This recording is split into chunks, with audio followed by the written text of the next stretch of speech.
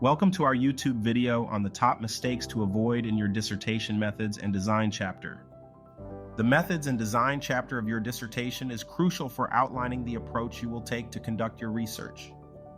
In this video, we will discuss some common mistakes that students make in this chapter and provide you with valuable tips on how to avoid them. By steering clear of these mistakes, you can ensure the integrity and validity of your research. Let's get started. Mistake 1. Lack of clarity and detail. One common mistake is failing to provide sufficient clarity and detail in your methods and design chapter. It is essential to clearly outline your research design, data collection methods, and data analysis techniques. Ensure that you provide enough information for readers to understand and replicate your study if needed. Be specific about the steps you will take and the tools or instruments you will use. Tip 1. Provide a clear and comprehensive overview. To avoid this mistake, start by providing a clear and comprehensive overview of your research design.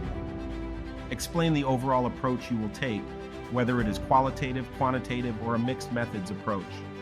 Clearly state your research questions or hypotheses and how they will guide your study. Mistake 2. Neglecting ethical considerations. Another mistake is overlooking ethical considerations in your methods and design chapter. It is crucial to address any ethical implications and ensure that your research follows ethical guidelines. Failing to do so can undermine the validity and reliability of your study.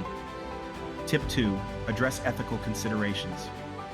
To avoid this mistake, dedicate a section in your methods and design chapter to address ethical considerations. Discuss how you will obtain informed consent, protect the privacy and confidentiality of participants, and handle any potential risks or conflicts of interest. Consult relevant ethical guidelines or institutional review board requirements to ensure compliance. Mistake 3. Inadequate sample size and sampling technique. A common mistake is using an inadequate sample size or employing a flawed sampling technique. Having a small sample size or using biased sampling methods can compromise the generalizability and validity of your findings. Tip 3. Justify your sample size and sampling technique. To avoid this mistake, carefully justify your sample size and sampling technique in your methods and design chapter. Explain the rationale behind your choices and ensure that they align with your research objectives. Consider factors such as statistical power, representativeness, and feasibility when determining the sample size and sampling technique. Avoiding these common mistakes in your dissertation methods and design chapter is crucial for ensuring the rigor and quality of your research. Remember to provide clarity and detail, address ethical considerations, and justify your sample size and sampling technique. By avoiding these mistakes, you can strengthen the credibility and impact of your dissertation.